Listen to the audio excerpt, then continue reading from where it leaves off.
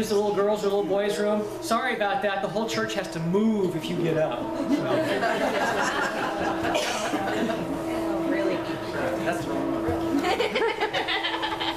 So, is it me just keyed up, or is it everybody else? I think it's you and It's everybody. synergy. Okay. We have a guest speaker today.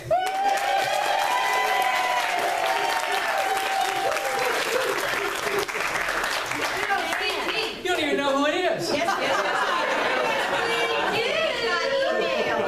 Oh, that's right.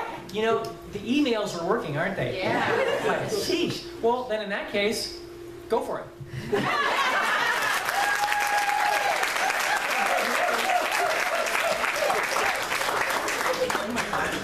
I don't want your coffee cup, Okay. though. I have You don't want more coffee. wow, good morning. I think there were a lot of people when I walked in, but there's a whole lot more people right now.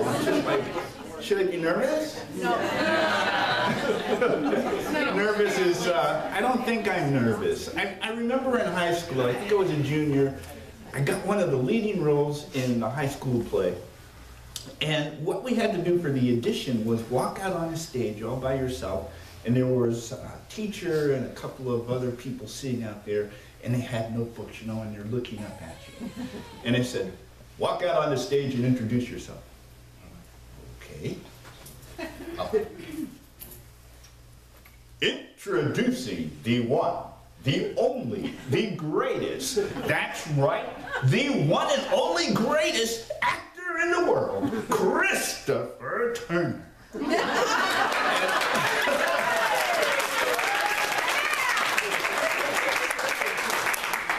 Well, I got the pop. We did the Tall Story. It was about a basketball player, and I had the part of the coach. I was the basketball player's coach. And my best friend, Carl Lankowski, was the basketball player. We had great fun. It was fun. I look funny in the class book, too, if you ever look at it. Actually, don't look at it. Most of the pictures of me on the committees and everything I was in, I made the effort of making a face. So there's no real good pictures of me. They're all those kinds of things. So yeah, I was a rebel. I was definitely a rebel. Okay, wow. I wanted to talk this morning about the 100th monkey. Everybody familiar with the 100th monkey? Yeah, I've heard the story many, many times, and for some reason, I wanted to know the facts. So I did a little research. So let me share. The 100th monkey, it says the Japanese monkey has been observed in the wild for a period of over 30 years. In 1952, now I didn't know what the date was. It was in 1952 on the island of, I'm going to say, Koshima. I think that's close. Scientists were providing monkeys with sweet potatoes, which they dropped into the sand. Okay? The monkeys liked the taste of the raw sweet potatoes, but they found it very unpleasant. Yeah, I would too. It says an 18-month-old female named Emo, I know, found that she could solve the problem by washing the potatoes in a nearby stream. She taught this trick to her mother. That's significant in my mind. The kid taught the parent.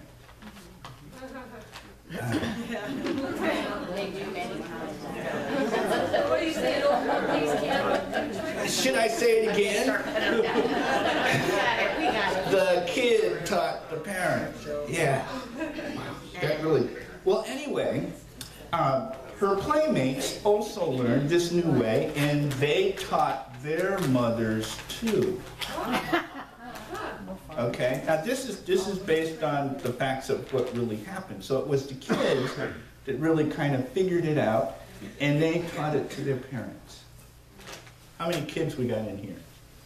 Everybody's hands are going up.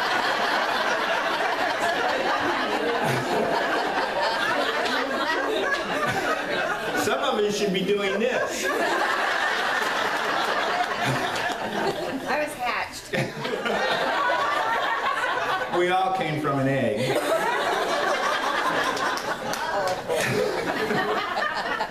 It's not just you, Phil. All right, so let me continue. This cultural innovation was gradually picked up by various monkeys before the eyes of the scientists. And between 1952 and 1958, all of the young monkeys had learned to wash their sweet potatoes so that they would taste better, okay? Only the adults that imitated their children benefited from this social improvement. Other adults kept eating dirty potatoes.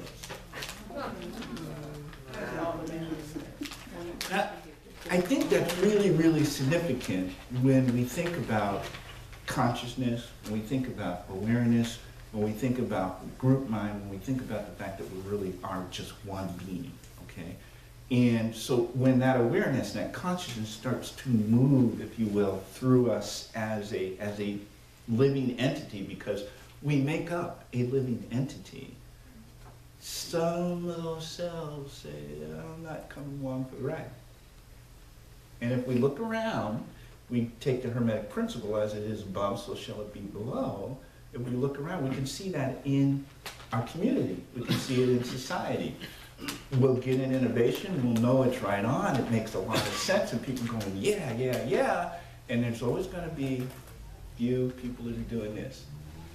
I just don't know if I want to go with you. And that seems to be the norm. This gets better. Then something startling took place. In the autumn of 1958, how old was I? I was 10 years old. Telling on myself already. A certain number of Koshima, I think I'm saying that right, monkeys were washing sweet potatoes. The exact number is not known. This is interesting. Let us suppose that the sun rose one morning and there were 99 monkeys on Koshima Island who had learned to wash their sweet potatoes. Let's further suppose that later that morning, the 100th monkey learned to wash their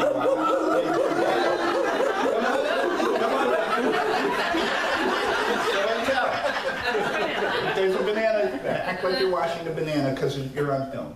Very good. Very good. All right. When that happened, now here's what's interesting, because scientists don't really know if it was 100 monkeys, but they're supposing it reached a certain point. Okay? And once again, I'm going to take you back to the Hermetic principle. As it is above, so shall it be below. And it doesn't matter what kind of container we have, when it gets to capacity, when it's full, it overflows. Or it breaks, or whatever. Everything has a certain capacity. Correct? Okay. So when this consciousness, if you will, within the troop of monkeys, hit that capacity, hit that point, wherever it was, 100 monkeys, 200 monkeys, it doesn't really matter. What matters is it hit the tipping point. It hit the tipping point. Okay, by that evening, almost everyone in that tribe of monkey were washing sweet potatoes before eating them. The added energy of the 100th monkey, or however monkeys it was, somehow created an idealistic breakthrough. But notice, the most surprising thing observed by the scientists was that the habit of washing sweet potatoes had jumped overseas.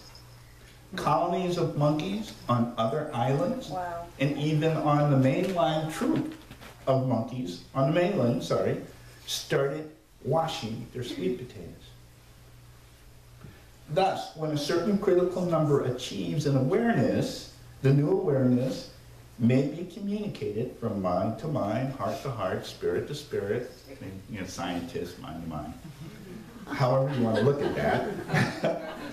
Although the exact number may vary, the 100th monkey phenomenon means that only when a limited number of people know a new way, it may become the conscious property of all. Now, this morning when I came in here, I was thinking about this, because actually I was talking to Phil about it.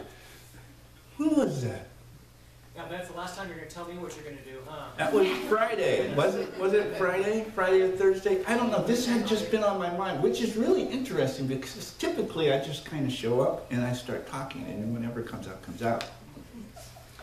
So I showed up this morning, but I had this because I knew I was going to talk about this. And then I started thinking, oh, the great implication. When I was in the Rosicrucian order, every single day we would say the great invocation. And one of our reasons for saying that was we knew that if we kept doing that and other people would pick it up and do it, that sooner or later the great invitation would cause a tipping point.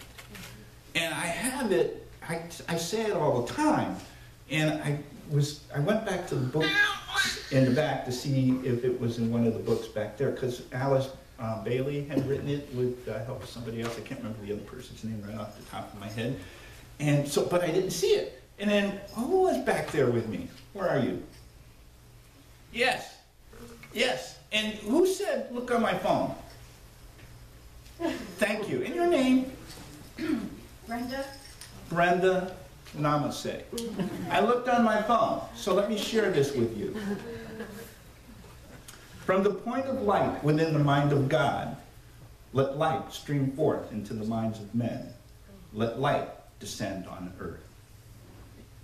From the point of love within the heart of God, let love stream forth into the hearts of men. May Christ return to earth. From the center, where the will of God is known, let purpose guide the little wills of men, the purpose which the Master knows and serves. From the center, which we call the race of men, let the plan of love and light work out, and may it seal the door where evil dwells. Let love and light and peace restore the plan on earth. Great invocation. How many of us need to bring something, the great invocation or any spiritual thing, into our being, pass that to our associates, the people we know, the people we love. Maybe it's not in words. However we do that, when we finally reach the tipping point, we finally get to the tipping point, and then the whole globe, 7 billion plus people, can be at peace. How many of us will it take to make that happen? And you have to believe it can happen. If we go back to the Hermetic principle, as it is above, so shall it be below. And if monkeys can do it, right? It's monkey business. We can do it. We can do it. So let nothing bring you down. You have a mission. You have a purpose. Besides being who you are, which I believe is all we're supposed to do, is spreading that to the rest of who we are. And we'll hit that tipping point. I have a thing that I journal a lot, and there's something that I write in my journal every day. I went through some training down in Eugene with an organization called Wings. Janet and Phil and I have talked about it because they did something up here a little ways ago. What was it called when they did something here? Impact. Impact? Yeah. Or Rising Star. Oh, Rising Star. Both. Yeah, yeah. Anyway, you know, I'm a lifelong learner, as I think everybody's, all the butts that are sitting in the pews in here are. I had to say it. Okay. Oh, Phil.